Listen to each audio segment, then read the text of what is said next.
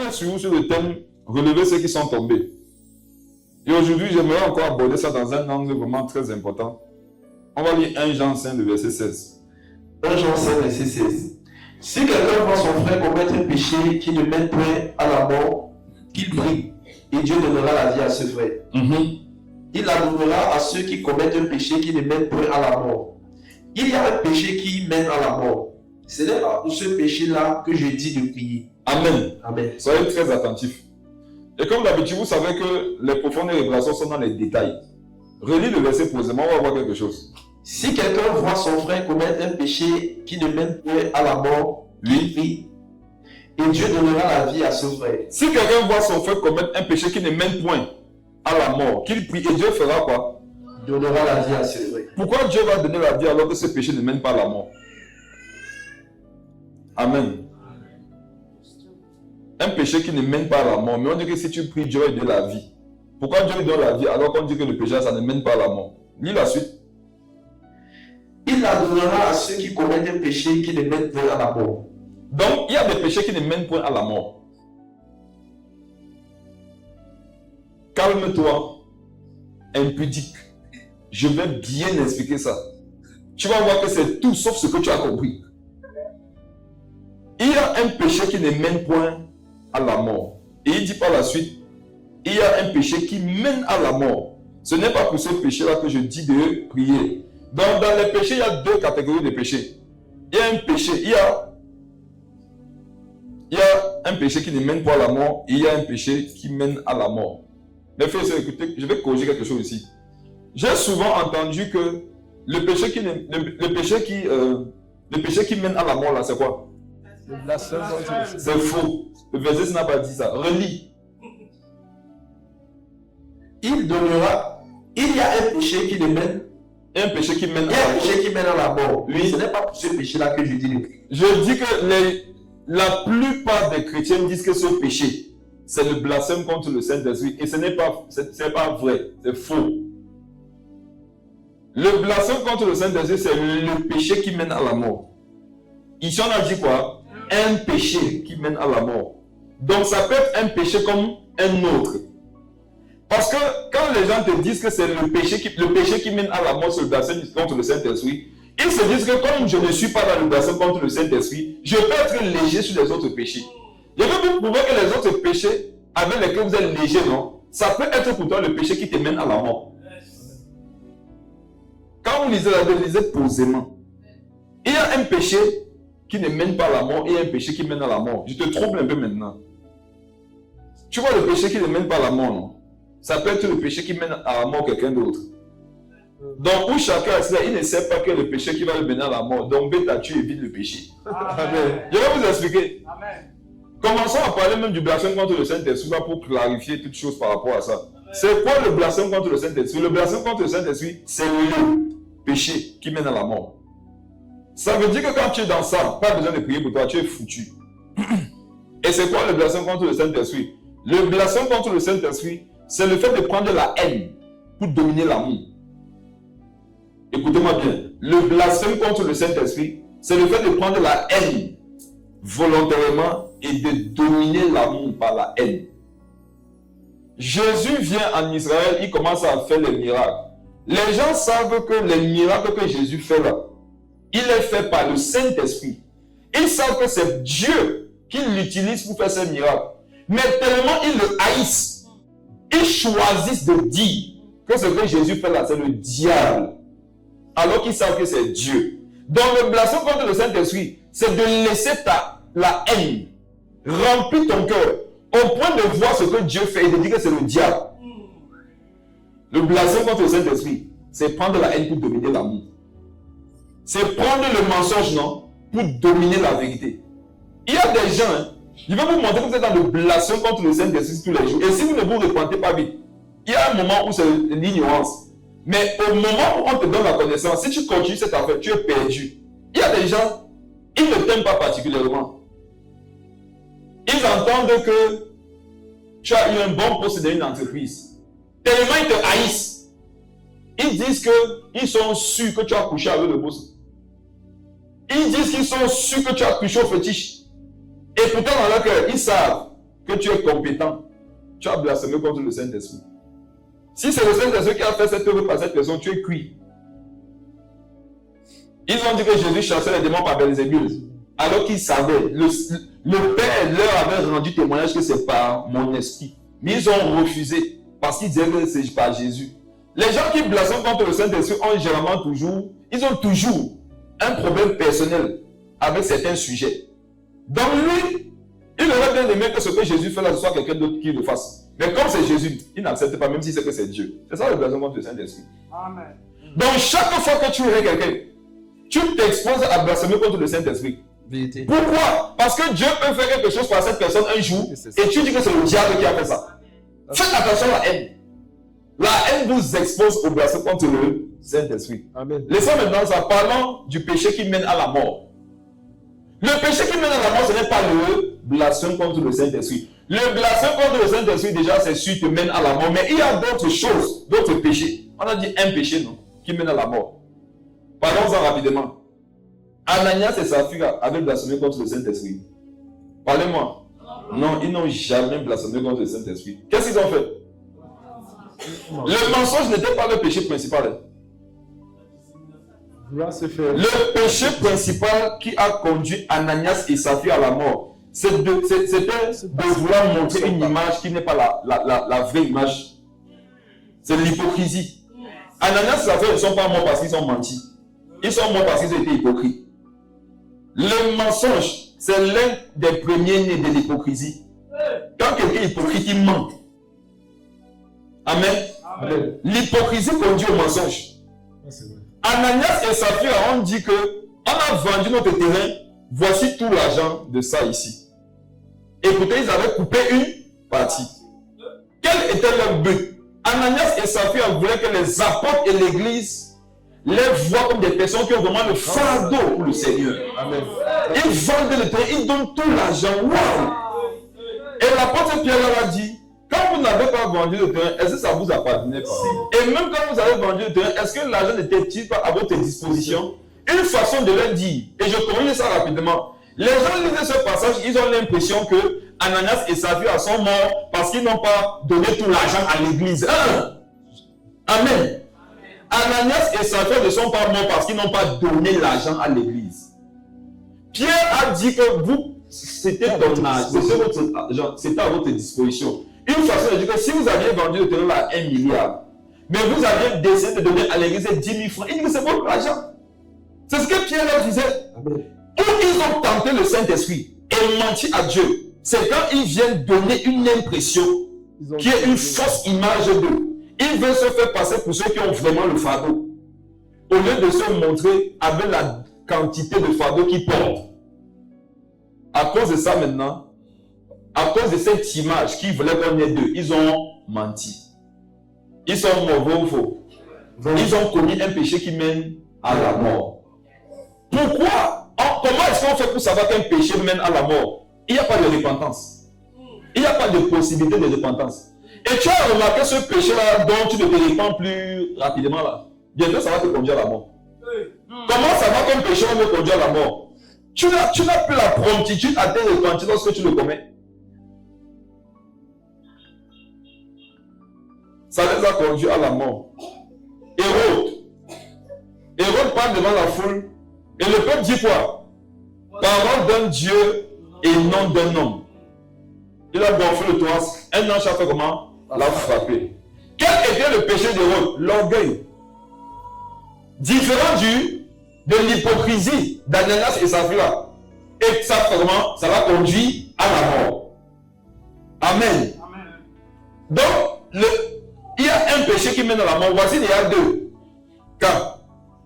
Aaron et Myriam ont murmuré, le peuple aussi. Les Sambala, les Tobidja, les Geshem. Un moment, qu'est-ce qui s'est passé? Ils ont été frappés de mort. Là-bas, c'était quoi? L'insoumission. En fait, si je développe, vous allez voir que tout péché, non, c'est un péché qui mène à la mort. Écoutez-moi bien, tout péché, c'est un péché qui mène à la mort. Maintenant, tu as vu quelqu'un venir toi commettre un péché, ça ne va pas conduire à la mort. Ne crois pas que toi. Si tu le commets, comme lui, tu n'iras pas à la mort. Il y a des filles ici, ou bien dans le monde, il faut faire ça comme ça. Elle a vu sa copine commençait à sortir avec des garçons. Et là, sa copine est là. Jamais malade. Aucune grossesse. Entre guillemets, tout le monde réussit. Et c'est dire, mais c'est pas qu'on effraie les gens par rapport aux garçons.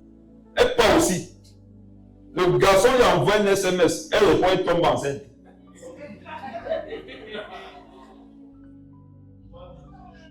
Il demande sa photo, elle envoie sa photo. Et même pas que les photos nues, elle envoie les photos de ses cheveux. Dès que le gars a sa cheveux, elle prend le sida. Amen. C'est parce que c'est dire que le péché, c'est comme ça ne va pas conduire à la mort. Moi, mais ça ne va pas me conduire à la mort. Et prophétise sur vous. Je prophétise sur vous. Vous qui allez vous amuser avec le péché, Dieu va vous exposer. À 2 mois de grossesse, ton ventre sera ici. Tu n'auras même pas le temps d'appuyer à la ceinture. En fait, dès que tu tombes enceinte, tu passes à 4 mois. Et 4 mois là, c'est ici devant nous. Ça veut dire que tu vas cacher, comme ça encore là, tu vas venir. Pendant la loi, tu vas te miracle, un miracle. Il y a beaucoup de choses comme ça que je peux vous citer dans la parole qui ont été des péchés mortels pour certaines personnes. Maintenant, quand la Bible dit qu'il y a un péché qui ne mène pas à la mort, ça veut dire quoi? Ça veut dire que celui qui l'a commis, il y a encore possibilité qu'il soit sauvé. Amen. Et ça peut être le même péché qui a conduit quelqu'un d'autre à la mort. C'est ça. Amen. Qu'est-ce que je voulais déjà qu'on voit dans ce verset? C'est que si quelqu'un voit son frère comme un péché qui ne mène pas à la mort, qu'il prie. C'est peut-être déjà de vous montrer que le péché mène à la mort. Amen. Donc quand tu vois un frère, une soeur dans un péché, il faut le voir spirituellement où? Dans la mort. Confirmons ça dans notre passage, Ephésiens 4.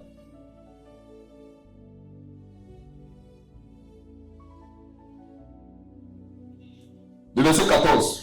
Ephésiens 4, verset 14. Oui. Afin que nous ne soyons plus les enfants, flottant et emportés à tout vent de doctrine, par la tromperie des hommes, par leur ruse, dans les moyens de séduction, mais que, professant la vérité dans la charité, nous croissions à tous égards en celui qui est le chef, Christ. C'est de lui, Lis le verset 14, s'il te plaît. verset 14, afin que nous ne soyons plus des enfants, flottant et emportés à tout vent de doctrine, par la tromperie des hommes, par leur ruse. Non, c'est plutôt Ephésiens 5, 14.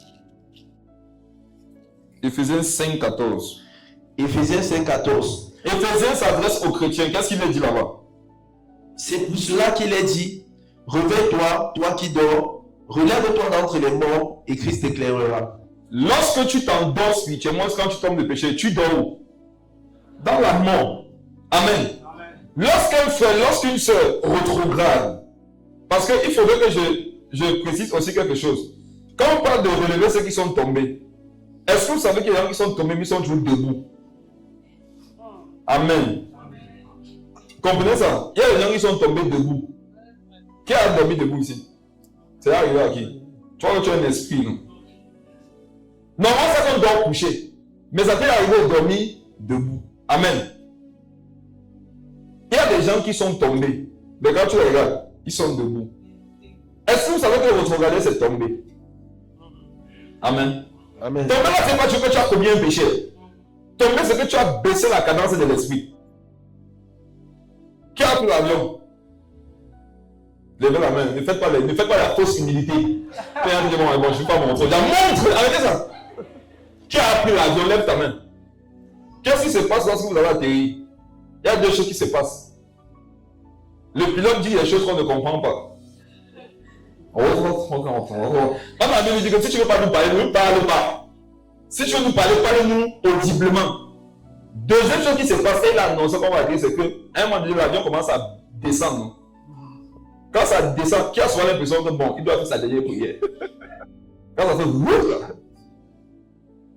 ton cœur fait mais tu ne montres pas. Souvent c'est bizarre. N'est-ce pas que quand l'avion baisse sur une rétrogradation d'auteur, mais n'est-ce pas que c'est tombé d'un point A à un point B? On va un peu faire la physique. Vous qui avez fait la A, excusez-nous. Prenons la terre comme le point A. Amen. Le point d'altitude comme le point B. Et le fait de descendre pointant pour le point C. De B à C, c'est un segment. Mais ce n'est pas au point A. Donc on est peut-être pas au point A, non? Mais il y a eu une chute. C'est pas ce qu'on voit. En fait, lorsqu'on lance un souris dans l'air, quand il descend là, c'est une chute libre, non? Il y a des forces de frottement. Et parfois, avant de tomber au point A, l'objectif va tomber au point B. Ce n'est pas au point A, mais c'est tombé quand même. Donc il y a des personnes ici, vous avez chuté, vous êtes tombé. Parce que vous avez diminué l'heure de prière. Amen. Tu as diminué ta rigueur. Il y a des gens ici, on ne les a pas trouvés à l'hôtel. Mais vous avez rétrogradé. Parce que toi, avant, quand tu t'as bien ne voyais jamais la fente entre tes seins. Mais on a commencé à voir ça. Tu es tombé. Tu es tombé dans le péché. Tu as rétrogradé. Tu vois? Toi, avant, ma soeur, quand tu portais le pantalon, tu t'arrangeais à ce que le t-shirt que tu as porté couvre tes fesses. Mais aujourd'hui, c'est le pantalon qui couvre ton t-shirt. Pourquoi? Parce que ton t-shirt est inexistant. Est-ce qu'on t'a retrouvé dans la pornographie? Non, mais tu es tombé. Toi aussi, tu dois te relever. Amen. Donc, vous qui, depuis qu'on parle de ce sujet, vous avez l'impression que ça concerne les tombés là. Ça concerne aussi les rétrogrades. La même classe. Ok, on voit à partir de ces deux versets que quiconque est dans le péché est dans la mort. Amen. Amen. Est dans la mort. Maintenant, qu'est-ce que Jésus nous a dit dans Matthieu 10? Regardez quelque chose. Matthieu 10. 1 Jean 5, 16. Éphésiens 5, le verset 14, nous font comprendre qu'un frère ou une sœur qui rétrograde ou alors qui tombe dans le péché est dans la mort. Maintenant, qu'est-ce que Matthieu 10 nous dit? Verset 8. Matthieu 10, verset 8. Guérissez les malades, ressuscitez les morts, purifiez les lépreux, chassez les démons. Reprends ça. Guérissez les malades, ressuscitez les morts. Amen. Amen. Un frère, une sœur qui a péché est tombé dans la mort. Matthieu 18 nous demande de faire quoi? Guérissez les malades, oui, ressuscitez les morts. Parmi la résurrection des morts, il y a quelques catégories de personnes. Les frères qui ont regardé et qui t'ont tombé. Amen.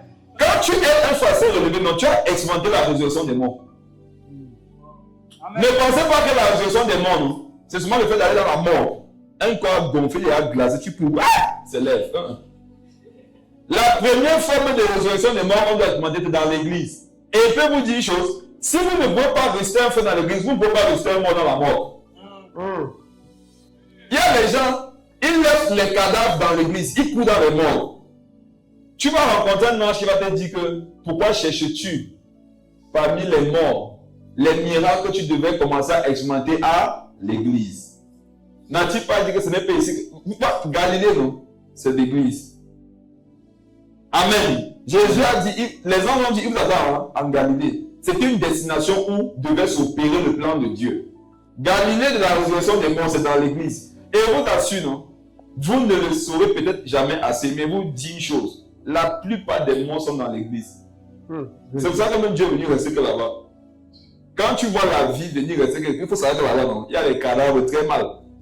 Là où sera le cadavre, là ça sembleront les aigles. Donc la multitude des aigles quelque part nous montre que là-bas il y a quoi? Il y a les cadavres. Or l'aigle des aigles c'est Jésus. Donc quand Jésus ouvre notre fenêtre, il faut savoir qu'il y a des morts là-bas. Ne soyez donc plus surpris de vos vies. Amen. Dans l'église, chacun est choqué de la mort de l'autre. C'est pour ça qu'on est là, pour que Jésus nous ressuscite. Amen, amen. Et il y en a ici qui aiment les morts, mais ils n'aiment pas la mort des autres. Ils aiment la façon dont la mort se manifeste avec eux, mais pas la façon dont la mort se manifeste avec l'autre. Moi, il sait que j'ai la main bouche, j'aime ce type de mort. Mais les gens qui manquent du respect, alors que ce n'est même pas loin. Amen. Dis à ton mari, même toi tu es mort. Il y a plein de monde que quelqu'un n'est pas mort ici. Chacun de nous ici est mort dans un domaine. Si tu n'étais pas mort dans au moins un domaine, tu serais déjà parti au ciel. Dieu t'aurait enlevé. Donc si tu es à l'église, non, ça veut dire que il y a un domaine de ta vie qui est mort. Amen. Et Jésus veut te ressusciter là-bas, par le canal de quelqu'un d'autre qui est mort dans un autre domaine, mais qui vit dans ton domaine. Amen. L'église, non, c'est que dans ton domaine, là, j'ai la vie. Et dans mon domaine aussi, tu as la vie. Amen. On a le choix. Soit on se tue, soit on se donne la vie. Amen. Qu'est-ce que tu vas faire à ton voisin après ce culte? La mort ou la vie? Pour avoir prêche sur ça, c'est facile. Hein? Quand le moment de la pratique arrive, les gens oublient l'enseignement. Regardez, chacun de nous ici, je le répète, est mort dans un domaine. Il y a ici, leur politesse est morte depuis. Toi-même, tu sais, non? Leur politesse est morte. Morte. Or, toi, tu es quelqu'un de très poli. Et quand tu le salues, la personne ne te répond pas. ça te blesse. Dieu t'a montré qu'il est mort là-bas. Et tu dois lui donner la vie. Et parfois maintenant, celui qui est mort dans la politesse, lui, il a l'argent. Celui qui est poli n'a rien. Il dit que tu parles de taxi. Et me poli dit que... Amen. Écoutez, allez, faites quoi? Guérissez les malades, ressuscitez les morts. Ressusciter les morts, non, c'est aider un frère à se relever. C'est aider un frère à arriver au niveau spirituel où Dieu l'attend. Là, tu as dit ressusciter un mort. Parce que tout à l'heure, on a vu que celui qui pêche, il est dans la mort. Et regardez, quand Dieu marche avec quelqu'un, je t'assure, je vais vous dire ça. Généralement, les plus mourants sont les plus utilisés par Dieu. Je vous prouve ça. David dit que quand je marche où? Dans la vallée. David était habitué même là-bas. Il y a des gens qui tombaient là-bas, ils se relèvent. Non. David dit que non, c'est un peu que il dit que moi je marche.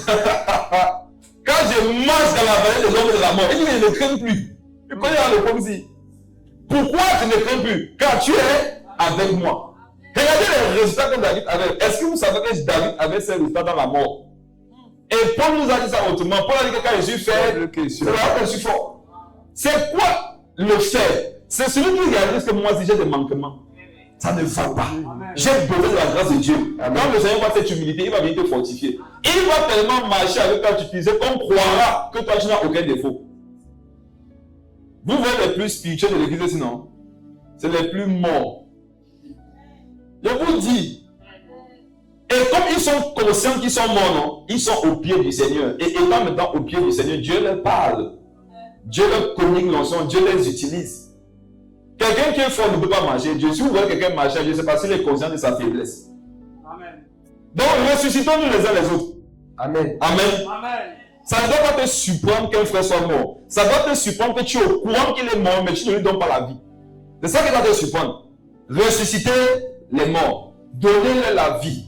Allons ailleurs. Quand on demande de ressusciter quelqu'un, de lui donner la vie, là, il y a un protocole. Amen. Amen. Ça demande un protocole. C'est bien beau peut-être de savoir que je dois donner la vie à un frère, mais vous assurez, parfois on ne sait pas comment donner la vie à un frère. Je vais vous enseigner comment donner la vie à un frère. Qui ici est conscient que parfois il y a d'autres moments, mais tu veux lui donner la vie, mais dès que tu ouvres ta bouche, tu vois plutôt que tu l'accuses encore. Alors ton cœur, tu veux le justifier. Il y en a ici qui sont comme ça. Tu veux bien faire, mais dès que tu sors là, toi, moi tu fais seulement mal.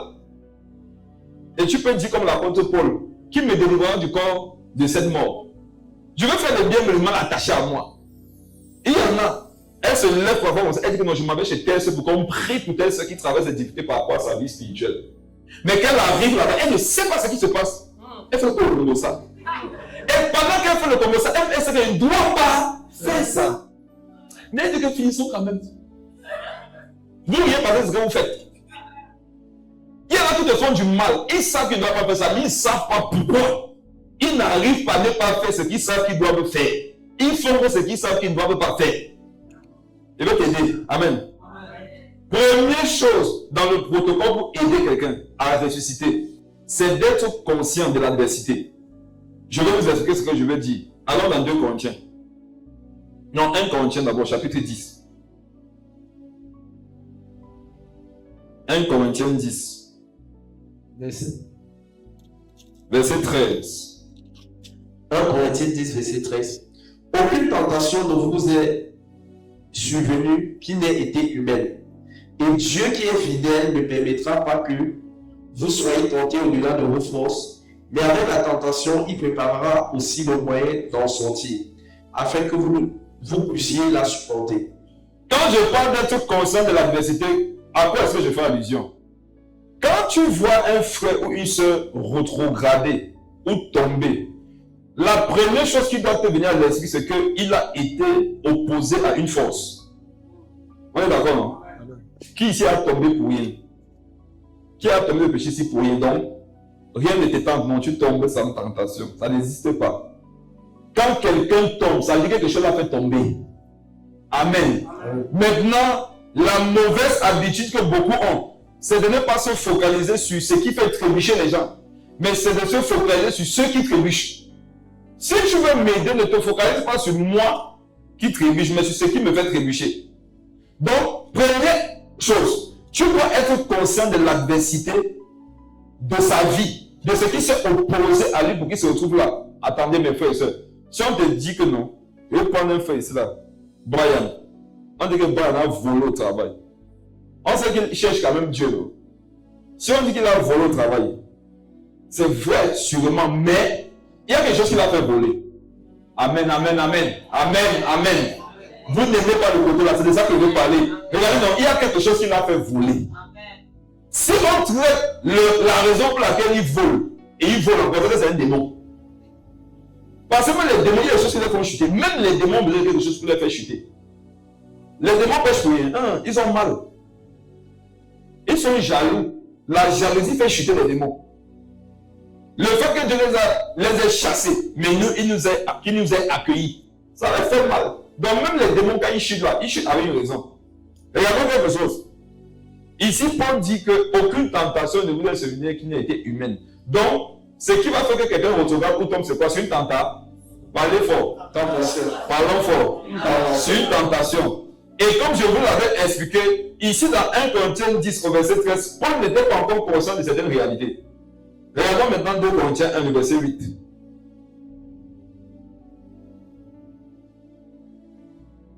2 Corinthiens 1, le verset 8. 2 Corinthiens 1, verset 8.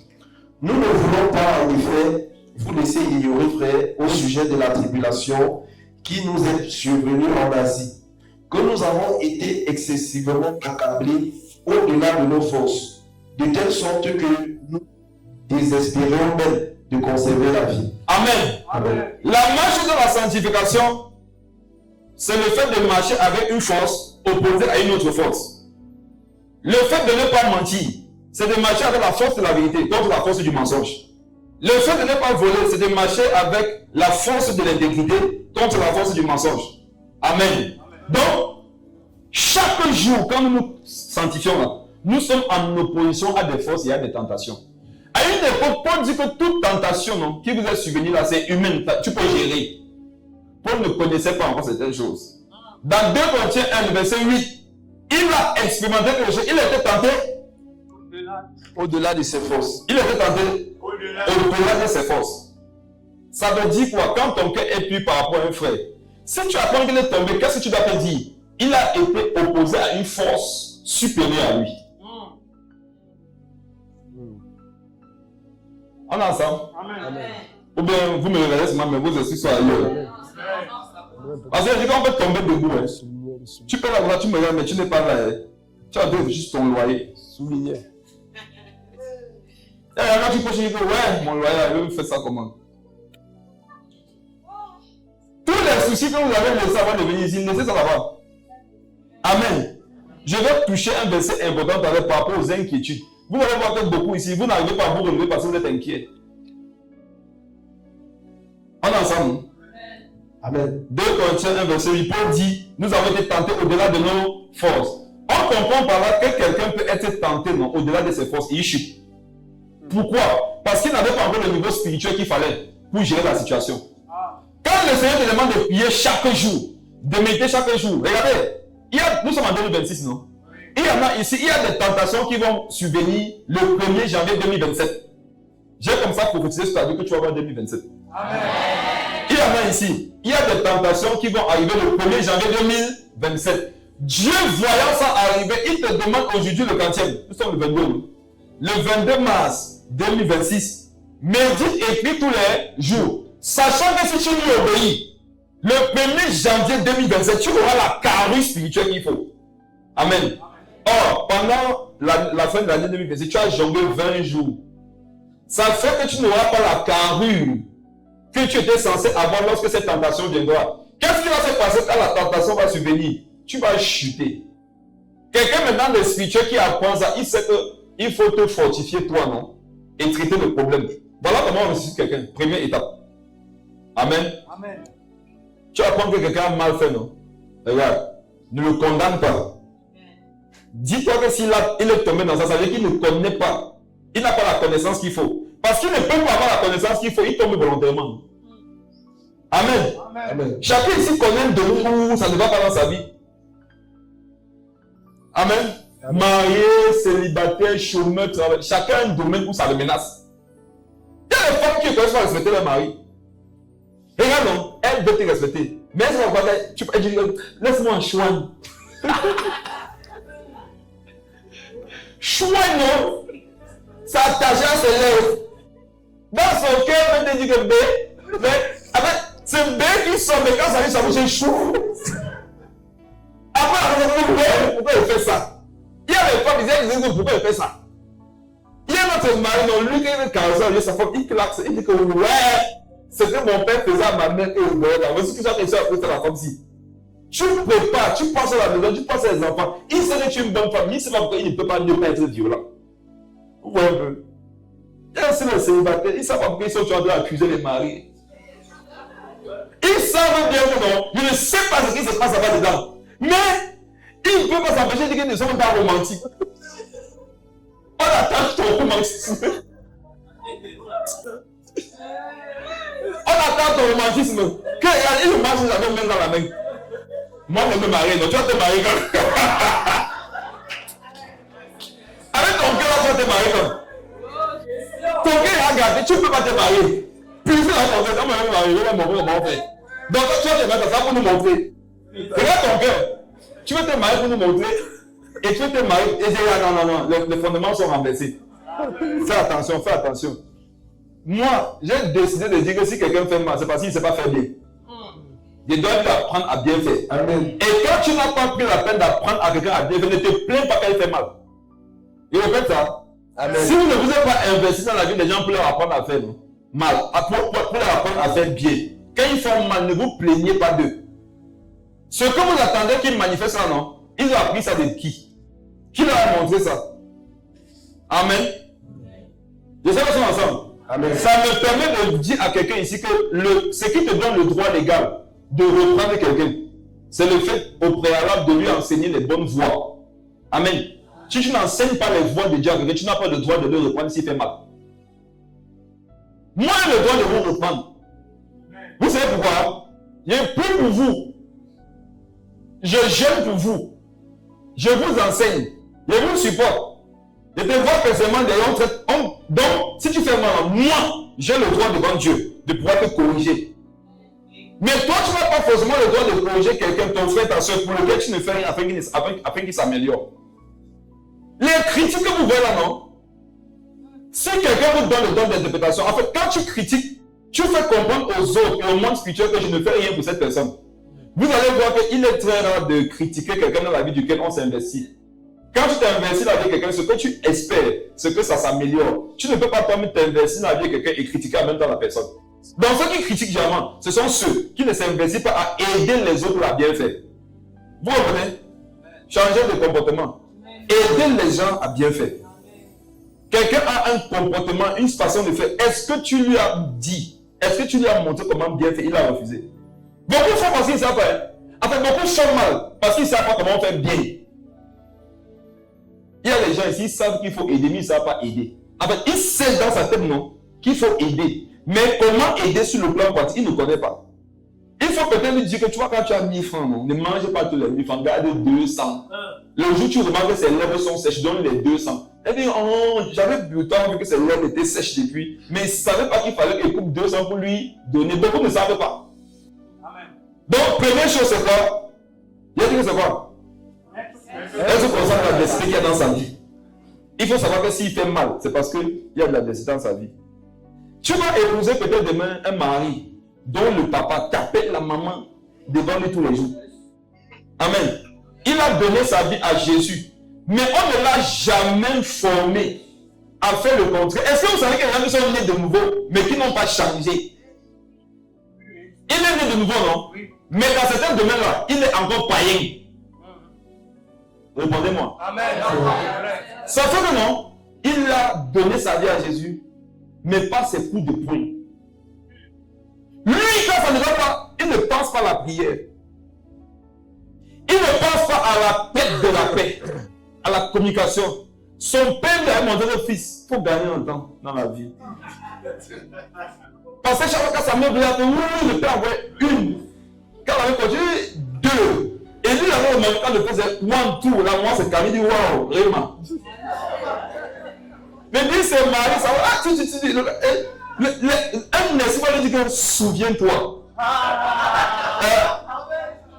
Un esprit va lui dire que va écouter l'enseignement de Carbon sur Zoom, souviens-toi, ton père gérait ça comment? Il dit, oh, bon, 1, 2. Voilà la soeur en France qui parle comme j'ai épousé un chrétien. Parenthèse. Vous qui avez épousé le chrétien qui l'aime manquer de rester parce que vous dites qu'il peut jamais vous taper là, non? Vous aurez une révélation un jour. Vous n'avez pas encore tomber avant d'essayer de lever. Et quand quelqu'un ne tombe jamais, le jour qu'il tombe mal. Qui a remarqué que les hommes chrétiens, quand ils épousent les hommes de Dieu sérieux, elles deviennent des sorcières. Mais quand elles épousent les sorcières, elles deviennent des reines de Jérusalem. Regarde, tu vas faire tes bêtises là, non? Le jour là, il n'avait pas prié le matin. La nuit, il n'avait pas vu que les couches de nuit. La semaine, il n'a pas eu 25 ans. Et à tout est réuni pour que le gars soit violent. Joseph, il va dire que Joseph, ta mère. Vous savez, et toi tu vas dire waouh. Parce que vous dites, je sais quoi je parle. Faites attention, quand vous épousez un chrétien, faites attention quand vous épousez une chrétienne. Il y a des choses que les gens se permettent de faire. Parce qu'ils savent que tu es un enfant de Dieu.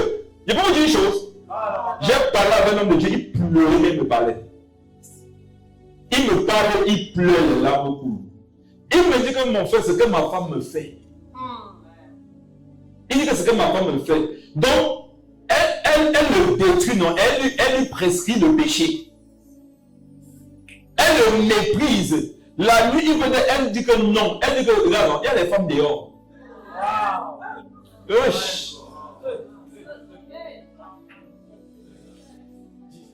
Comme elle sait que tu crains Dieu, elle se dit que tu ne peux pas. Mais vous montrez que votre affaire, vous pensez qu'il ne peut pas. Je dis, je ne veux pas que vous voyez ça, mes soeurs, mais faites attention. Quand quelqu'un qui vivait avec Dieu tombe, il est pire qu'un païen. Oui, c'est vrai. Tu as épousé une soeur, tu as remarqué que tu te comportes, excusez-moi, c'est pas une exercice, c'est un qualificatif, c'est dans le dictionnaire, tu es un salopard. Tu vois un peu, elle est toujours bien éduquée, respectueuse, tu fais n'importe quoi, elle gère bien, et ça fait te monter dans ta tête. Regarde, si elle dégamme un jour, non, tu vas passer l'équinoxe. Je sais que vous parlez. Moi, j'avais dit à ma femme un jour que c'est que tu peux me tuer. Les âmes douces là, non, si tu les lèves à un niveau, elle peut te supporter 20 ans, mais le jour où tu as exagéré, ta femme va dire que chérie, tu as fait le testament, tu as donné quoi à Paul, comment est-ce que tu as partagé? Elle dit que non, change. Tu peux pourquoi? Elle dit parce que tu vas mourir. Faites attention aux enfants de Dieu non, qui supportent. Le jour où il dégamme mal. C'est pour ça que l'enfer, non, c'est la colère de Dieu. Tu vois, quand Dieu se fâche, il n'ouvre que le soleil. Il avale les familles dedans. Amen. D'écouter d'une chose. Soyez conscients que les gens vivent des adversités. Ne venez pas rajouter. Amen. Tu comprends? Ne rajoute pas. Si tu vois que tu ne peux pas l'aider, laisse-le. Ne viens pas augmenter la pression. Et quand vous critiquez les gens qui font mal, vous augmentez leur pression. Quand quelqu'un fait mal, non, tu veux le condamner, tu as augmenter sa pression. Ok, première chose, il faut te conscience que non. Si le frère a retrouvé ou tombé, non, ça veut dire qu'il était confronté à une force qu'il a dépassée. Maintenant, quelle a été cette force? Est-ce que c'est la force de la masturbation? Je vais lui apprendre à dominer la masturbation. Amen. Si quand tu lui apprends maintenant à dominer la masturbation, il tombe toujours. C'est un démon. C'est qu'il n'est pas converti. C'est que c'est un païen. Parce qu'il n'y a aucun enfant de Dieu qui a le Saint-Esprit à qui on a enseigné comment dominer le péché qui ne dominera pas le péché. Ça n'existe pas. Amen. Il y a le feu ici. Il ne sait pas comment quand tu traverses la route, non. Une fille passe, elle a emballé, tu ne guettes pas. Ils sont là, non. Manifestez-vous les gars en avance. Et il craint Dieu. Je ne peux pas vous dire qu'il ne craint pas Dieu. Je ne peux pas dire qu'il n'aime pas le Seigneur. Il aime Dieu. Comment je sais qu'il aime Dieu? Quand il fait mal, ça lui fait mal. Lui, il guette. En guettant, il guette. Il a mal de guetter, mais il guette. Regardez. Quand quelqu'un ne veut pas faire le mal, mais il se retrouve en train de faire le mal, ça veut dire qu'il ne sait pas comment on fait le bien. Fais-lui comprendre que frère. Regardez, un frère ici attend ça parce que c'est son cas. Quand une fille passe, tu sais que nous on est les anciens dedans. Je vois les gens, ils voulaient coucher avec les filles. Non, c'est moi j'avais besoin de ça. Seulement la photo de la fille, non, je peux imaginer voir son corps. Je peux imaginer la forme des trucs, non. Non, vous n'avez pas péché. Je disais à ma femme que si toi tu partais en enfer, non, tu devais partir en enfer gratuitement parce qu'il ne voit pas trop le péché que tu as commis. Ça, c'est les gens, les convertis sociaux, non. Les gens sociaux, nous on a péché. Quand on mettait les films pornographiques, je ne regardais pas 3 minutes. Non, le titre, dès que je vois le scénario, l'échange. Qui me là, on a péché. Un jour, maman est venue, j'étais en train de parler avec une jeune soeur là qui culpabilisait trop pour un petit péché. Et j'ai oublié ce que maman est venue, je lui ai dit. Maman est venue, je lui ai dit, ma fille, nous on a péché. Nous on a péché ici dehors. Pour dire maman, tu veux me perdre autant. Regarde-moi, toi, tu as fait. Toi, tu as tué. Quelqu'un a marché sur la fourmi, elle peut pas se relever. Comme maman est venue sur la fourmi que j'ai écrasée, ma fille, nous on a décapité les hommes. C'est ça que tu comprends ça. Fait, nous on a péché ici dehors. Donc, quand une fille passe, elle a les formes, elle a emballé. Regarde, il y a deux choses qui vont se passer. Dieu et Satan vont te parler, ne t'inquiète pas. Les deux vont te parler. Même si tu n'entendais jamais le bon, le jour tu vas entendre leur voix. Et celui qui parle toujours beaucoup est fort de sa femme. Quand Dieu veut parler, il va te dire, mais je ne dis pas ce que Dieu m'a dit. Il dit, c'est un délinquant. Satan va venir à tes oreilles, il va dire que, bon, regarde le devant, imagine le derrière. Il est sur le devant et comme ça, il dit que le derrière, comment? Regarde comment nous comme sur le jean, comment? Imagine.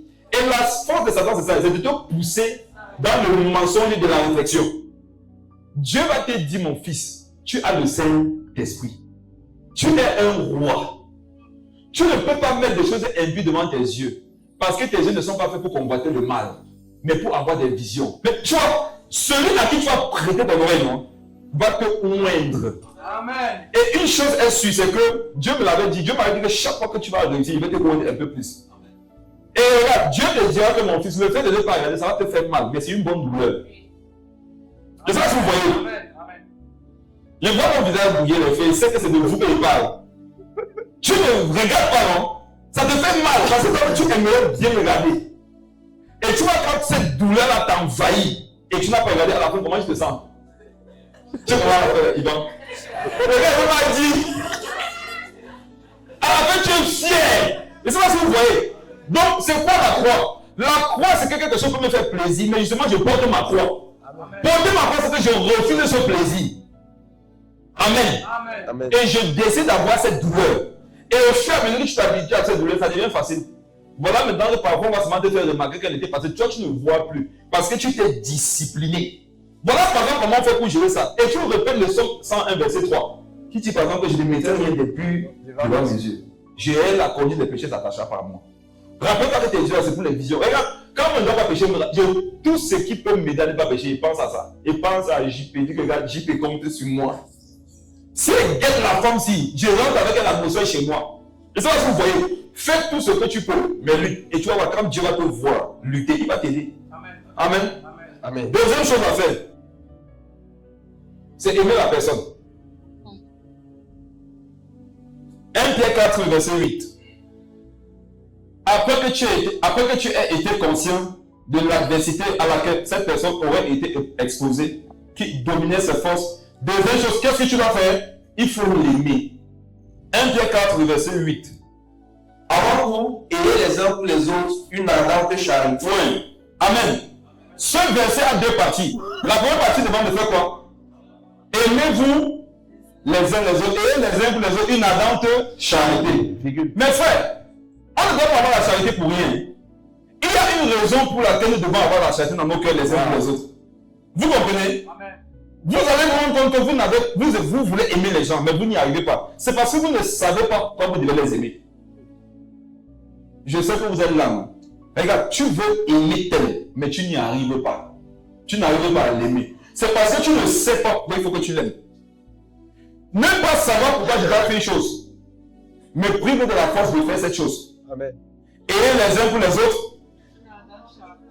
Pour la notre charité. Pour quelle raison la fin du verset? Car la charité couvre une multitude de péchés. Pourquoi est-ce qu'il faut s'aimer les uns les autres? Parce que celui que Dieu me demande d'aimer là, il va pécher. C'est bizarre. Non? Dieu veut qu'on s'aime parce qu'on va pécher les uns contre les autres. Et si on ne sait pas aimer avant que le péché n'arrive, on va se détruire. Tu ne peux pas supporter quelqu'un que tu n'aimes pas. C'est vrai. Tu ne peux pas pardonner à quelqu'un que tu n'aimes pas. Vous voyez les païens, non? Nos ennemis. En fait, ceux qui nous ont établis dans leur vie comme leurs ennemis, nous on doit les aimer. Pourquoi? Si nous n'aimons pas nos ennemis, le jour où ils vont mal faire contre nous, on va les haïr. Et le jour où nous les haïrons, nos cœurs seront devenus impurs devant Dieu. Donc pourquoi est-ce que tu dois aimer l'un l'autre? Parce qu'il va pécher contre toi entre temps. Chaque fois que Dieu te demande d'aimer tel, c'est une prophétie que tel la péchera contre toi. On est ensemble? Amen. Il faut aimer le frère, l'évangéliste Gaël, il faut l'aimer. Ça veut dire quoi? Un jour il va te blesser, un jour il va t'offenser. Mais si le fait que l'évangéliste Gaël un jour t'offense, ça te surprend, non? Ça veut dire que tu n'avais pas travaillé à l'aimer. On est ensemble? Vous qui êtes toujours choqués, waouh! Les choqués. Regardez, vous qui êtes toujours choqués de ce que les gens vous ont fait, de ce que les gens vous ont dit, de la façon dont les gens vous ont traité, c'est parce que vous n'avez pas travaillé à les aimer. Vous comprenez? Quand les gens, parce que quand je t'aime, non, je sais ce qui est rattaché derrière l'amour que j'ai pour toi là. C'est la possibilité d'une future offense venant de ta part. Donc quand j'ai travaillé à t'aimer, non, si demain l'offense là vient, ça ne me surprend pas. Je m'étais déjà préparé à ça. C'est pour ça que j'avais travaillé mon amour pour toi.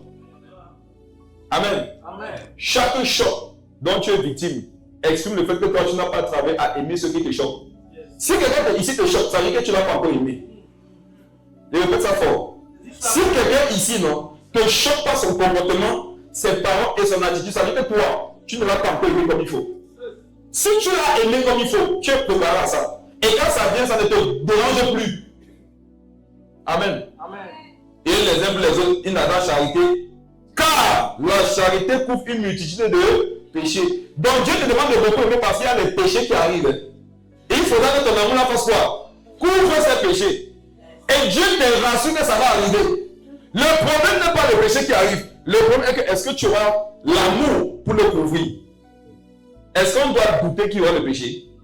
Est-ce qu'on doit réfléchir? On doit faire des débats. Ça va se faire. La charité couvre une multitude de péchés. La charité couvre certains péchés, c'est certains.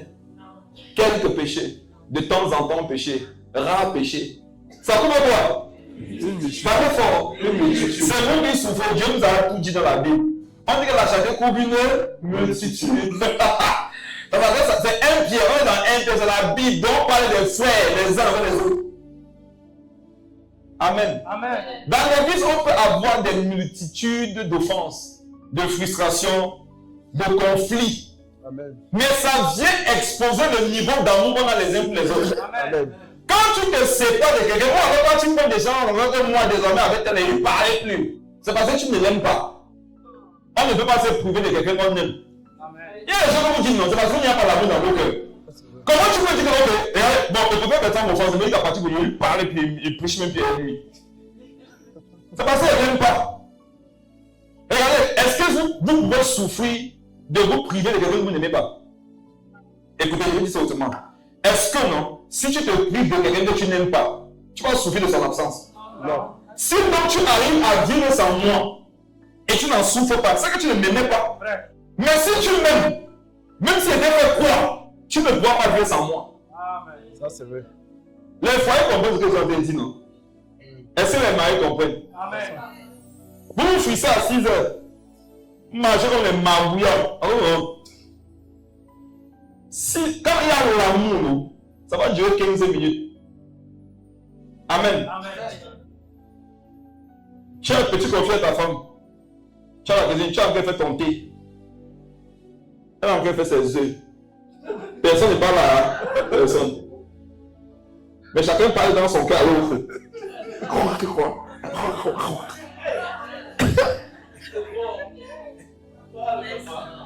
À un moment donné, avant de dire qu'il faut lâcher là, brumer sa main. Le mari, si elle pouvait taper les autres, à glace, à verser sa face là. Ça, c'est quand il y a la multitude de forces, non? Mais quand il y a l'amour, au fur et à mesure que vous avancez dans votre tête, à un moment donné, elle veut ouvrir le truc du cube. C'est bloqué. Regardez comme mais il y a une joie qui dit qu'elle l'a ouvert ça. Regardez qui? Qu'elle meurt avec son cube. Alors quand tu ne sais pas ce qui se passe, ta main qui se dit que hé ma main, tu vas où? Tu vas faire? Tu dis attends quand tu vas revenir ici ma main. Tu vas y aller, tu vas où? C'est ma elle dépend pas, ça va pas utiliser quand c'est toi qui l'as aidé à ouvrir. Quand c'est toi qui l'as aidé à ouvrir, quand tu vas faire ça, ça va venir. Alors là, plus. Dès que tu seras occupé des tâches. Ça, c'est deux personnes qui s'aiment.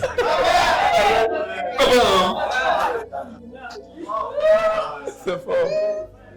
Quand l'enfant se lève le matin, papa il va aussi boire. Va prendre là-bas. Va prendre là-bas à qui? Va prendre à ta mère. Va demander à ton père. Mais quand, après on me dit que papa t'a donné. Les maris comprennent, non? Multitude de péchés quelque part, non? Mais on est tous ensemble, c'est parce qu'il y a un ardent amour. Il y a les maris qui croient qu'ils ne s'aiment pas parce qu'ils se blessent. Ce n'est pas les blessures qui disent si vous aimez ou pas. C'est le fait que vous puissiez couvrir ça qui nous montre que vous aimez. Amen. Et Dieu nous dit que c'est une réalité même dans l'église. Dans l'église, on peut s'offenser. On est des hommes. On est en cours de perfectionnement. Amen. Il y a des gens ici, vous les avez connus, ils étaient méprisants 400%, non? Il a fait 200%, non? Le Seigneur travaille. Amen. Si 200% sont partis, les 200 autres pourcents partiront aussi au nom de Jésus. Vous savez, pour pouvoir aimer les gens, acceptez dans vos cœurs qu'ils ont changé quand même. Amen. Ils n'étaient pas comme ça avant. Amen. Il y a quelque chose que Dieu a fait de eux, il continuera de le faire. Amen. Pourquoi il faudrait que nous aimions? Parce qu'on va s'offenser. Il y aura une multitude de péchés. Avant tout, on a dit avant tout. Avant, aimons-nous. Tu ne peux pas aller aider un frère à se relever si au préalable tu ne l'aimes pas. Si tu ne l'aimes pas, non, tu vas vouloir exercer la loi. Tu vas vouloir le relever par la loi. Et en fait, relever quelqu'un par la loi, c'est le condamner. Quand tu n'aimes pas que tu relèves-toi, la Bible a dit qu'il faut se relever. Hé frère, où est la vie dans ce que tu dis? Et quand elle ne croit pas, tu vas dire que vous voyez, non, je pas tu ne vois pas des livres, va se relever. Nous, on a commis ça à l'époque. Tu as en difficulté, un frère comme ça veut te dire que relève-toi au nom de Jésus. Tu essaies, tu tombes en cul, pas Dieu, que je l'ai approché, mais il ne veut pas. Dénoncez-le, après on le chasse de l'église. La sorcellerie. Jacques le chapitre 5, le verset 20. Jacques 5, verset 20. Et ceux qui aiment relever les autres par la loi, quand ils voient les gens se fortifier par l'amour, ils disent que vous êtes légers. Ils disent qu'il n'y a pas la fermeté au milieu de vous. Qui voudrait peut-être le nom antique de la fermeté? C'est l'amour. Le nom antique de la fermeté, non? C'est l'amour. Si tu crois que tu es ferme parce que tu es dur avec les gens, tu n'es pas ferme. Tu es un pharisien. L'amour est ferme. Le fait de supporter quelqu'un, c'est la fermeté. Jacques 5, le verset 20. Qu'il sache que celui qui ramènera un pécheur de la voie où il s'était égaré sauvera une âme de la mort et couvrira une multitude de péchés. Relis ça. Qu'il sache que celui qui ramènera un pécheur de la voie où il s'était égaré sauvera une âme de la mort et couvrira une multitude de péchés. Regardez. Qu'il sache que celui qui ramènera un pécheur de la voie où il s'était égaré sauvera une âme de la mort et couvrira une multitude de péchés. Or, on venait de lire quoi dans 1 Pierre 4, verset 8? Qu'on couvre les péchés avec quoi? Avec l'amour. Relis, soyons conscients que pour couvrir le péché, c'est avec l'amour, non? Relis Jacques là, ayant ça en pensée, lis ça. Qu'il sache qu'il ramènera que celui qui ramènera un pécheur de la voie où il s'était égaré sauvera une âme de la mort et couvrira une multitude de péchés. Or, on venait de dire qu'on couvre une multitude de péchés avec quoi? L'amour. Qu'est-ce que Jacques 5, verset 20 veut nous enseigner? Que le fait de pouvoir relever quelqu'un, non? Ça doit être avec le sentiment d'amour pour lui. Amen. Donc, Jacques 5, 20 confirme 1 Pierre 4, le verset 8. Si tu vois que tu n'as pas l'amour lorsque tu voudrais aller relever quelqu'un, c'est toi qui as besoin d'être relevé. Est-ce que vous savez que quelqu'un peut pécher, non? Mais c'est celui qui n'a pas péché qui a besoin d'aide. On est ensemble? Quelqu'un a péché, non? Toi tu n'as pas péché. Mais c'est toi qui as besoin d'aide. Pourquoi? Toi qui n'as pas péché, lorsqu'il faudrait aller le relever, tu n'as pas d'amour pour lui. Ton problème est plus grave. Amen. Parce que si toi, le médecin, tu es malade, c'est fini pour les patients. Si tu as remarqué que tu n'as pas l'amour, il va pas prier, dis Seigneur Jésus, remplis mon cœur d'amour pour ce frère, pour cette soeur, même s'il a mal fait, même si elle a mal fait. Amen. Amen. Troisième chose à faire, après avoir été conscient de l'adversité dans sa vie, après avoir travaillé à l'aimer. Et laissez-moi vous dire que travailler à l'aimer, ça peut prendre du temps. Hein. Amen. On ne peut pas aimer quelqu'un du jour au lendemain parfaitement. Ce sont des choses qu'on travaille. L'amour se travaille. On apprend à aimer. Vous comprenez? Amen.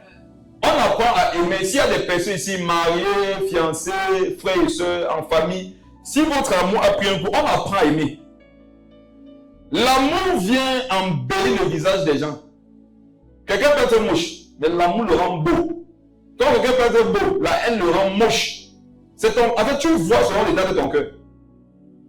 Donc, même si ça n'allait pas entre vous, si vous travaillez l'amour, je t'assure, vous pourrez vous retrouver à tellement vous apprécier et à découvrir qu'il y a longtemps vous auriez dû être dans cette thérapie-là.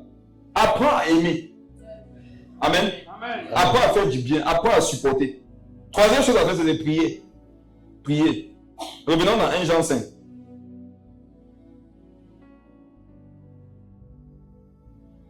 Le même verset tout à l'heure, 1 Jean 5, verset 16. 1 Jean 5, verset 16. Si quelqu'un voit son frère commettre un péché qui ne mène point à la mort, qu'il prie, et Dieu donnera la vie à ce frère, il la donnera à ceux qui commettent un péché qui ne mène point à la mort. Relis ça.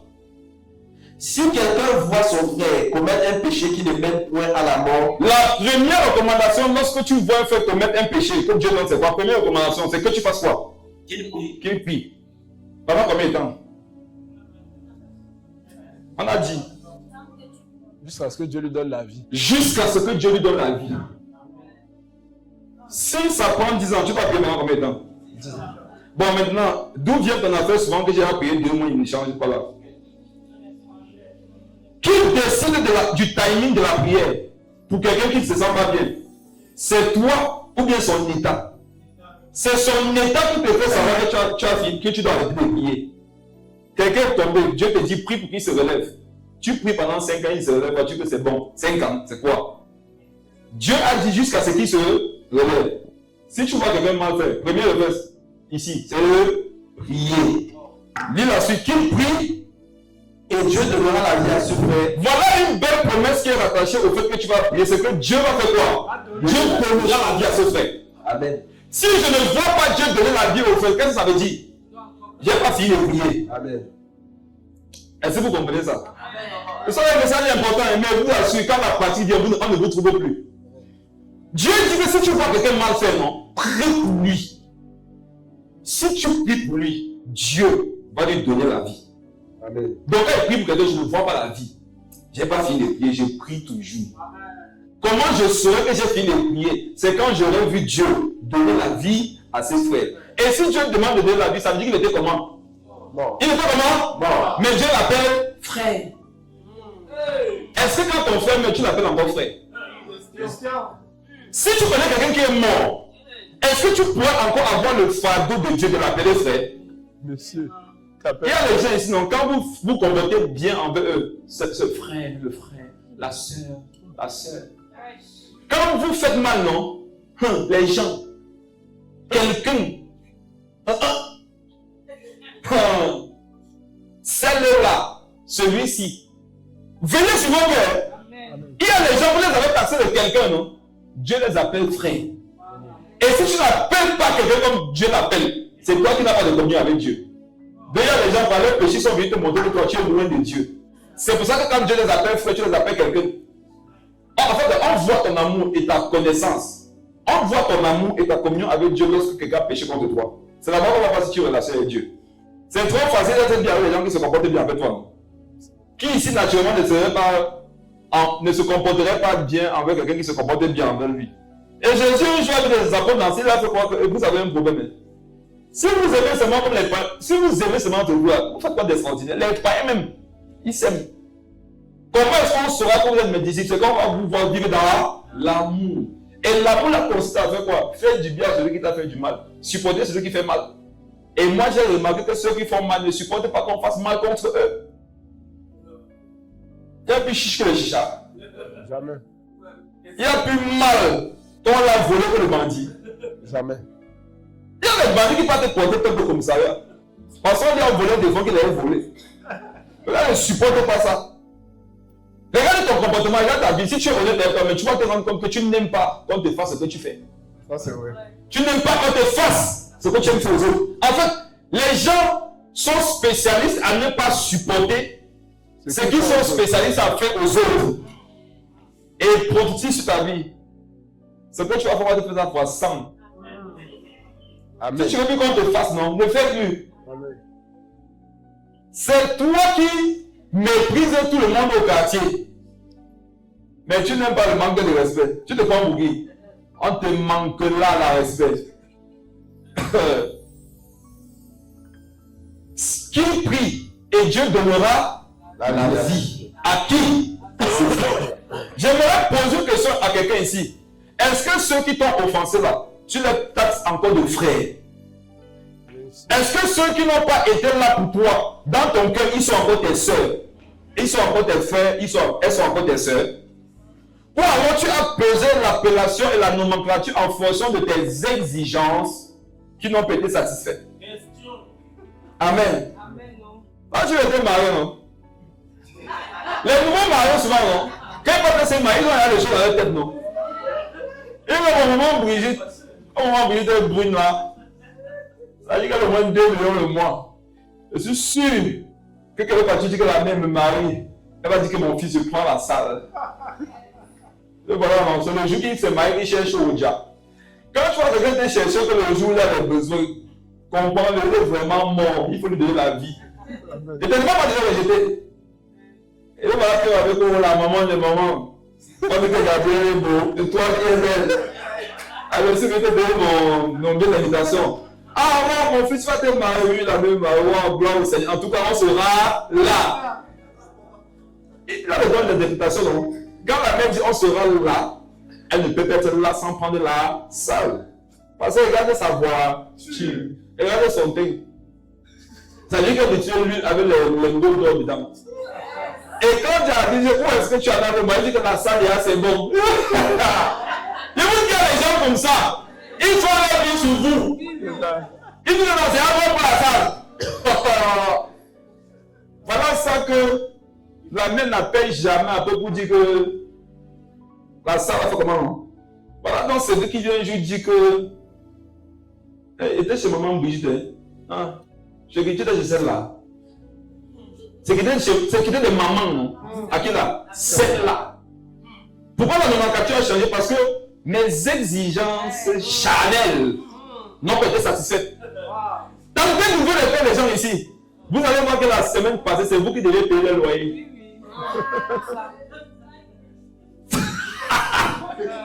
Pour voir le cas des gens ici, vous allez voir que non, c'est vous qui deviez inscrire ces 4 enfants à l'école.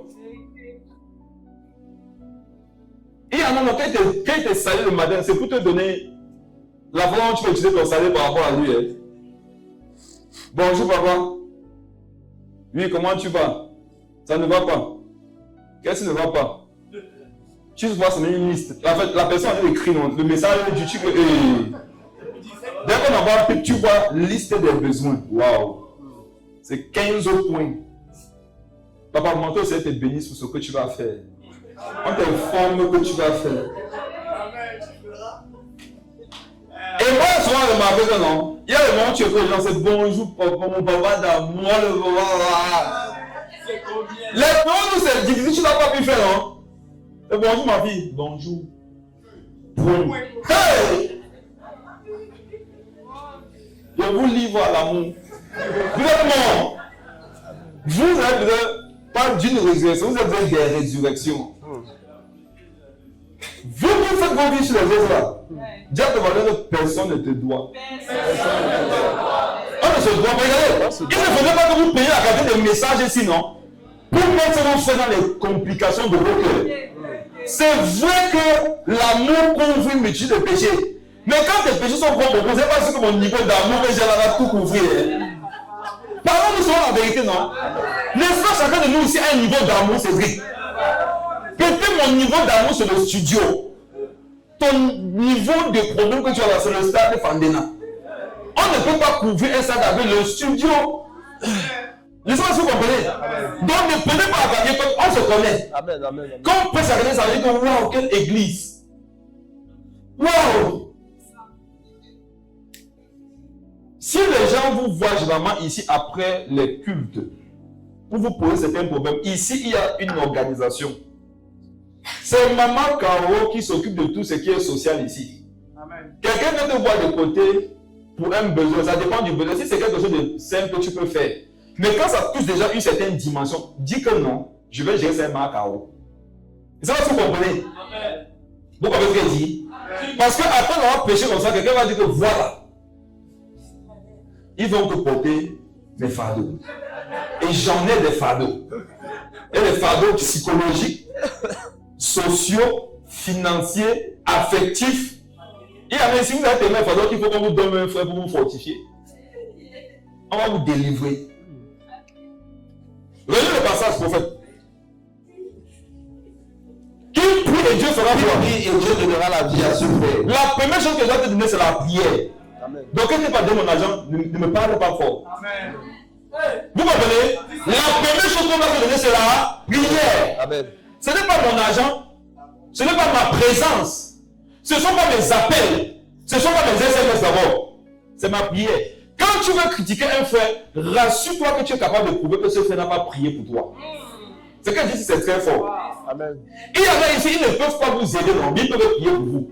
Or, parfois, ils ne vous ont pas aidé, mais ils ont prié et vous les critiquez. Toi, tu as ta liste de prières, non? Quand tu pries, tu as ta liste avec des noms, non? Oui. Quand tu fais prier, tu les appelles, que j'ai prié pour toi. Non, tu fais ça, ils te connaissent. Tu fais pas ça? Non. Donc, il y a des gens pour lesquels tu pries ici, ça va, tu as prié pour eux. Si. Ok. Parle dans le micro. Si. Ok.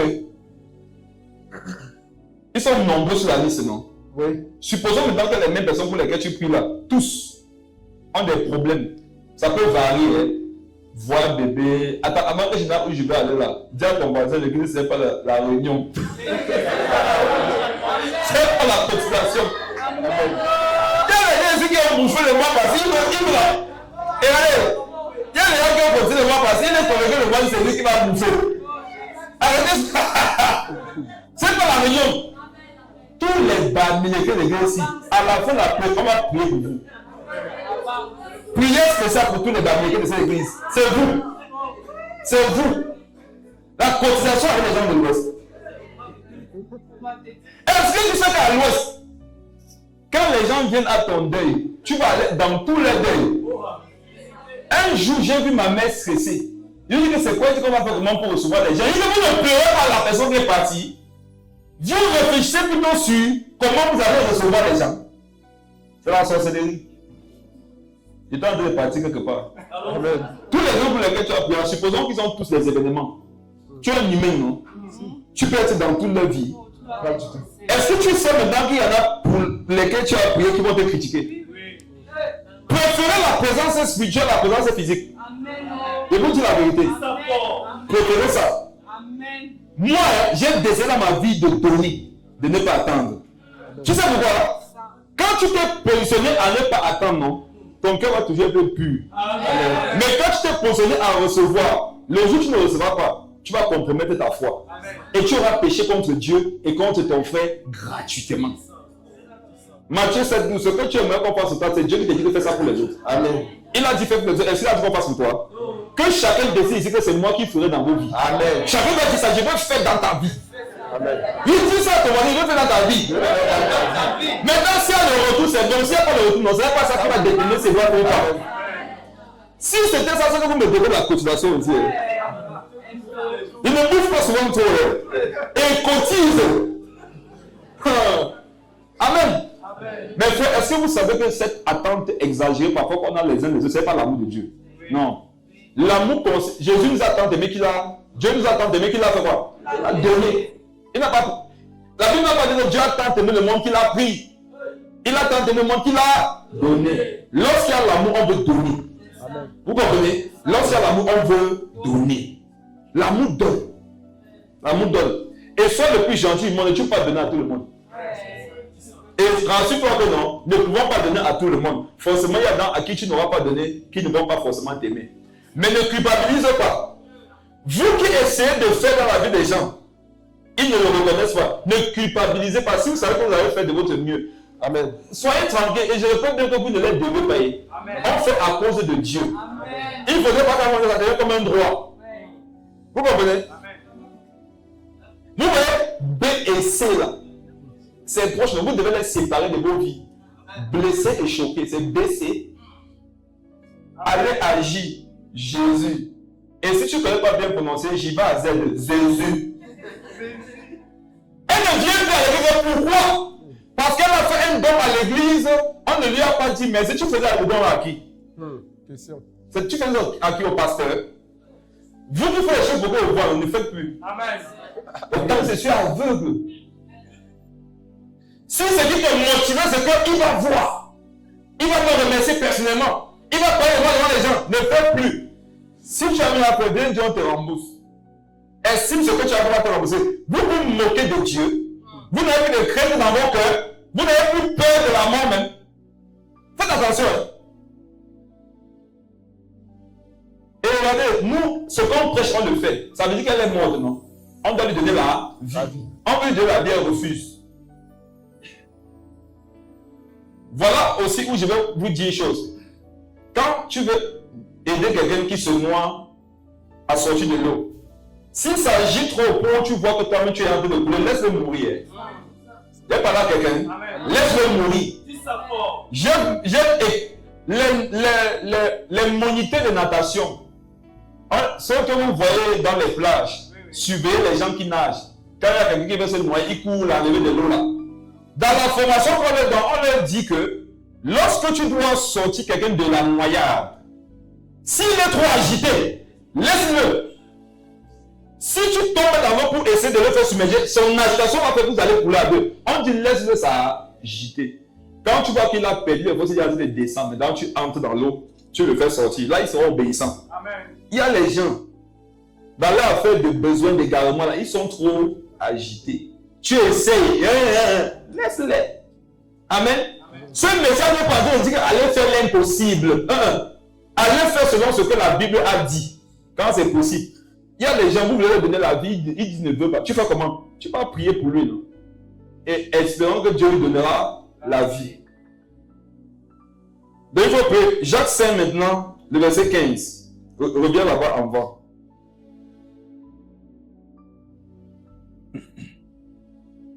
La prière de la foi sauvera le malade et le Seigneur le relèvera. S'il a commis des péchés, il lui sera pardonné.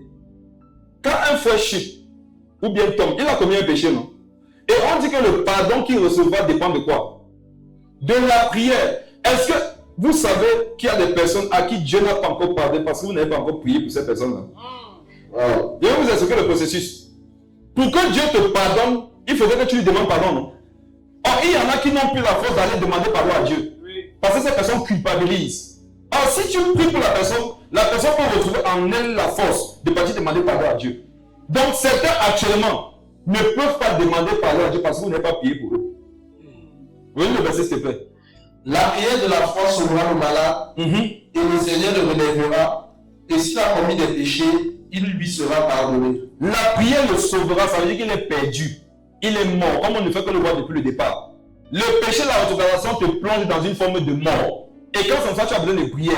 Et la Bible dit que s'il prie, si tu pries, s'il a commis des péchés, il lui sera pardonné. On comprend par là que la relation des gens avec Dieu, non, ça dépend de quelqu'un d'autre.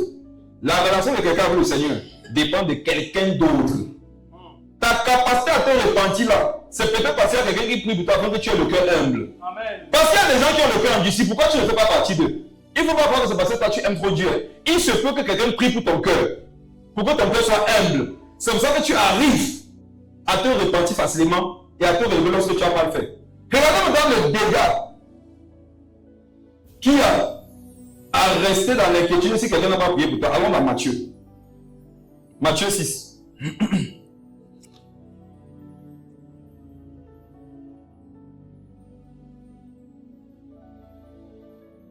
Le verset 27. Matthieu 6, verset 27. Qui de vous, par ses inquiétudes, peut ajouter une coudée à la durée de sa vie? Relis ça fort. Qui de vous, par ses inquiétudes, peut ajouter une coudée à la durée de sa vie? Mes frères et sœurs, l'un des principaux dangers que nous courons, regardez, écoutez bien ce que je vais dire, c'est important. Il est très dangereux lorsque tu as péché, ou alors lorsque tu as rétrogradé de t'inquiéter. C'est vrai que c'est un exercice difficile, non? De demander à quelqu'un qui a mal fait de ne pas s'inquiéter. Relis le verset, relis. Qui de vous, par ses inquiétudes, peut ajouter une coudée à la durée de sa vie? Qui de vous, par ses inquiétudes, peut ajouter une coudée à la durée de sa vie? Et si vous avez remarqué, quand on fait mal, quand quelqu'un pêche ou lorsque quelqu'un rétrograde, il est inquiet, non? Il s'inquiète par rapport à sa vie. La Bible nous enseigne ici que ce qui peut empirer sa situation, c'est quoi? C'est qu'il s'inquiète. Donc, quel est le message que je devrais dire à quelqu'un qui n'a pas péché, qui a péché? Ne t'inquiète pas. Amen. Qu'est-ce que tu dois dire à quelqu'un qui a rétrogradé? C'est quoi? Ne t'inquiète pas. Mais lorsqu'on te demande de ne pas t'inquiéter, c'est parce que derrière, il y a une solution qu'on va te proposer. Donc, voici la principale chose que vous devez éviter de faire. Lorsque vous êtes tombé dans le péché, ou lorsque vous avez rétrogradé, c'est de commencer à vous inquiéter sur la base de ce que vous avez fait de mal. Qu'est-ce que vous devez faire? C'est de chercher l'aide. Parce que dans la fin de relever ceux qui sont tombés, il y a le rôle de celui qui va venir relever, non? Il y a aussi le rôle de celui qu'on relève. Je ne sais pas si vous comprenez. Il y a le rôle de celui qui va aller relever. Il y a le rôle de celui qu'on relève. On est en train de voir le rôle de celui qui va aller relever. Il faut être conscient de l'adversité. Il faut l'aimer. Il faut prier. Mais toi, là, on vient aider aussi. Tu dois faire une chose. Ne t'inquiète pas. Parce que l'inquiétude affaiblit. Lorsque tu t'inquiètes, étant déjà tombé dans une chose maladroite, l'inquiétude va venir empirer ta situation. Ça va venir t'enfoncer encore. Et qui a remarqué ça lorsqu'il avait mal fait? Les pensées qui viennent te laisser, c'est que non, c'est fini pour toi. Tu es bébé de relever de là. Supposons maintenant que toi, quand Dieu envoie pour l'aider, tu viens encore avec ça. Hey, tu as fait ça. Maman, tu as fait ça comment? Tu finis avec la personne encore. Or, la Bible dit qu'il ne brisera pas le roseau cassé. Un frère qui est tombé, c'est un roseau qui est cassé. Et quand tu viens, il ne faut pas le briser. Et ta façon de lui parler peut le briser. Amen. Si tu es tombé ici, ne t'inquiète pas. Dieu va te relever. Amen. Si tu as retrouvé, ne t'inquiète pas. Dieu va te donner une vitesse qui va te permettre de rattraper le temps perdu. Amen. Quatrième chose, se mettre à sa place. Matthieu 7, verset 12. Matthieu 7, verset 12. C'est la quatrième chose.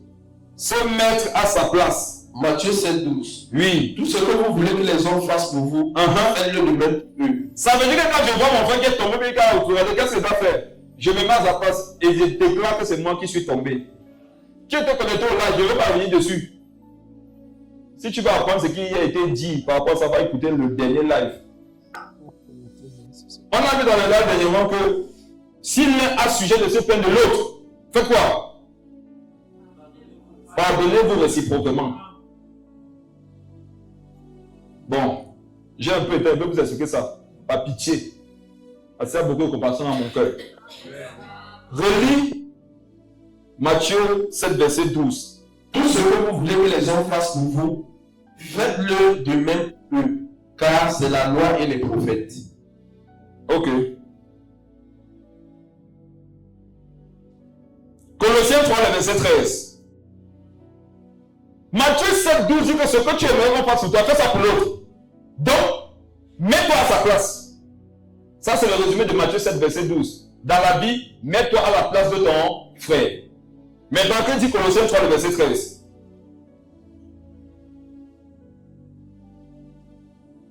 Colossiens 3,13. Oui. Supportez-vous les uns les autres, et s'il y a un sujet de se plaindre. Attends, doucement. Relis.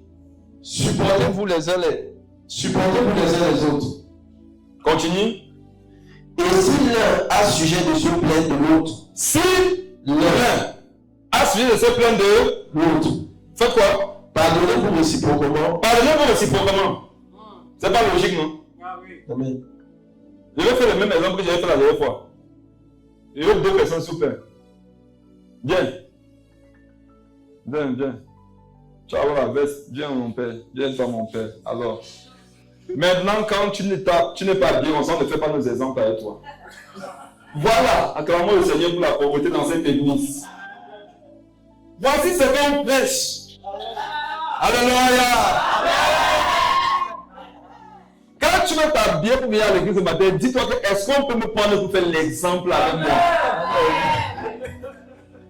Amen. Amen. Si l'un a se plaindre de l'eau, normalement la Bible dit quoi? Que l'un pardonne, non? Oui. Mais on dit si l'un a sujet de se plaindre de l'eau, fais quoi? Pardonnez-vous aussi. Pardonnez-vous réciproquement. Normalement, c'est elle qui doit pardonner l'autre, non? Si le pardon doit être réciproque, ça veut dire qu'il faut changer de place. Qui comprend la parole? Celui qui devrait se pardonner était de ce côté. Pour que le pardonnez-vous réciproquement s'applique, il faudrait que celui qui n'a pas péché prenne la place de celui qui a péché. Alors vous asseoir. La Bible va nous enseigner que si ton frère a péché contre toi, non, c'est toi qui as péché contre lui. Qui passeront par arriver à ce niveau? C'est fort. Non, ne dites pas seulement que c'est fort. Non, c'est fort. Qui passeront par arriver là-bas? Amen. Est-ce que ça va trop demander quand même au Seigneur? Peut-être que il nous en demande trop. On a le Saint-Esprit. C'est ça. Matthieu 7, verset 12. Ce que vous aimeriez que les autres fassent pour vous, faites-le pour eux. Amen. Si tu aimerais que le jour où tu as mal fait, on te pardonne. Quand l'autre a péché, fais comment? Amen. Pardonne-lui. Quand l'autre a mal fait, fais comment? Pardonne-lui. Mets-toi à sa place. S'il n'est à se plaindre de l'autre, pardonnez-vous réciproquement. Lis la suite. Pardonnez-vous réciproquement. Regardez la confirmation ici. De même que Christ vous a pardonné. De même que Christ nous a Pardonné. Je peux dire quelque chose de fort sur le pardon. On ne t'a peut-être jamais dit ça. Mais c'est biblique. Est-ce que vous savez que si vous pardonnez à quelqu'un sans avoir au préalable pris sa place, vous ne l'avez pas pardonné. Vous ne lui avez pas pardonné. Non, je vais expliquer ça. Je vais expliquer ça. C'est ce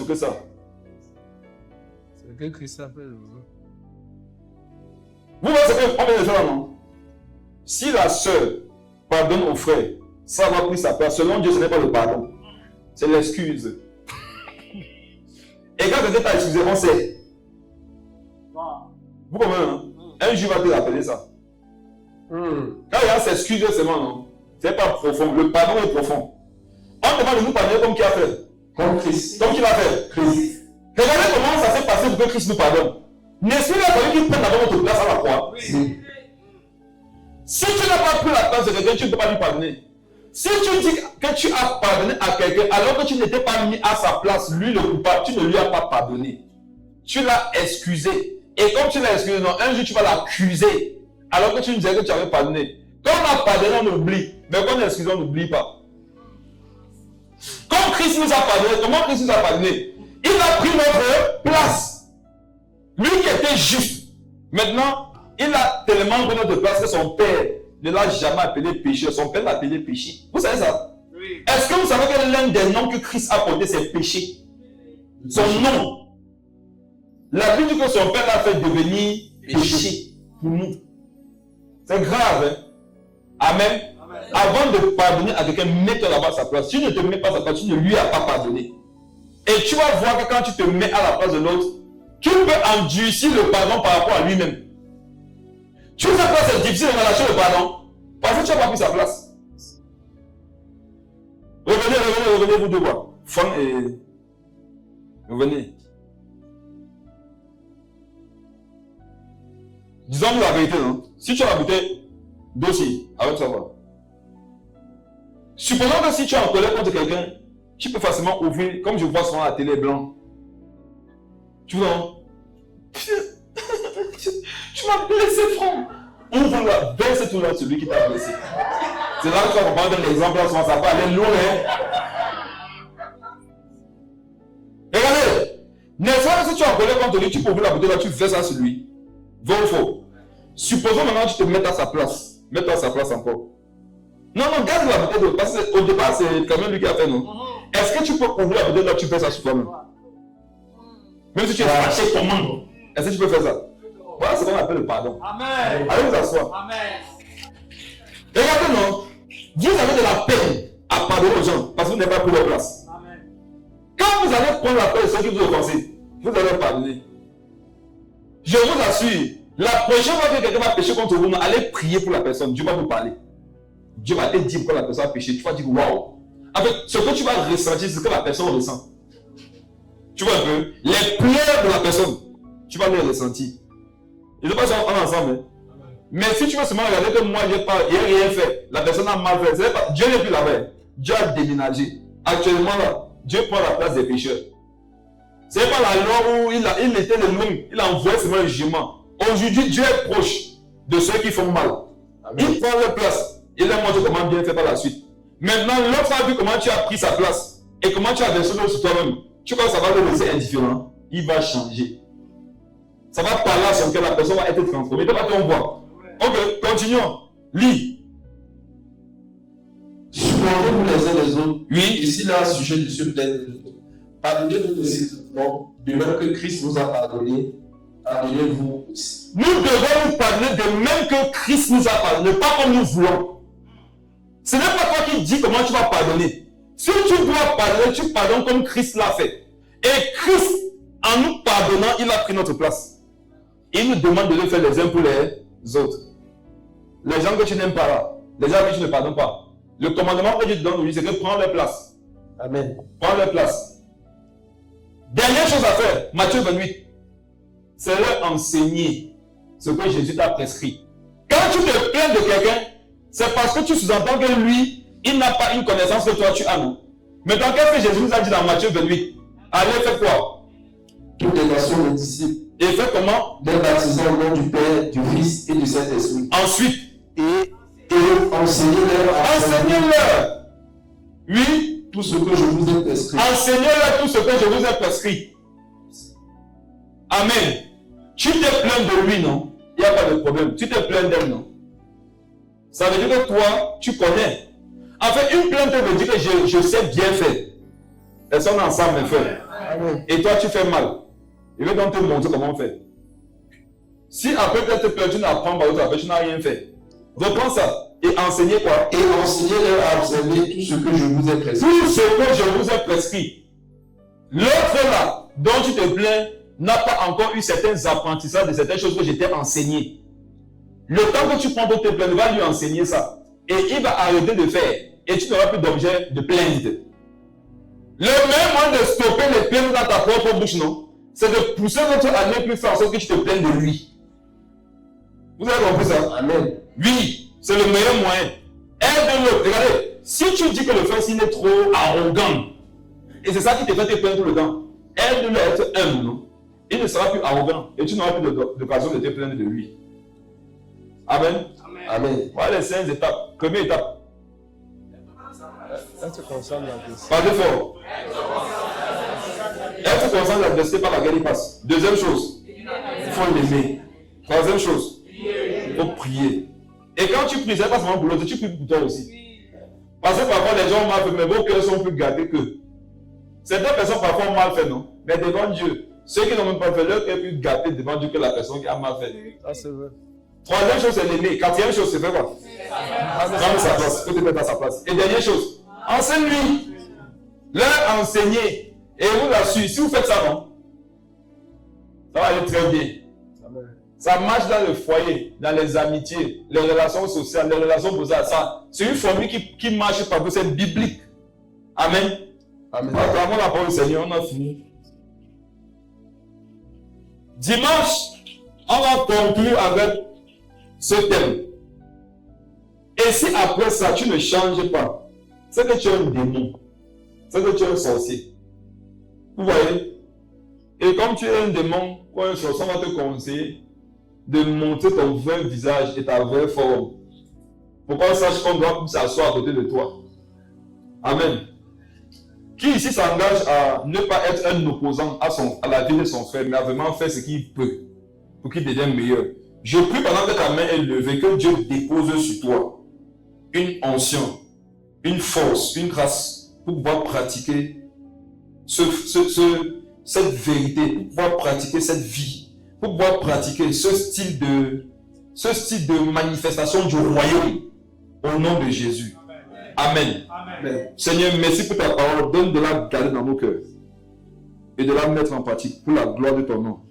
Au nom de Jésus. Père, enseigne-nous à mettre en pratique ces 5 étapes. Être conscient de l'adversité par laquelle mon frère, ma soeur passe. Prier pour lui, pour elle. L'aimer. Me mettre à sa place. Et lui enseigner ces choses qu'il a besoin de connaître. Qu'elle a besoin de connaître. Et notre Dieu, nous savons qu'à la fin, c'est nous qui en bénéficierons. Merci Saint-Esprit et que toute la gloire te revienne au nom de Jésus. Amen.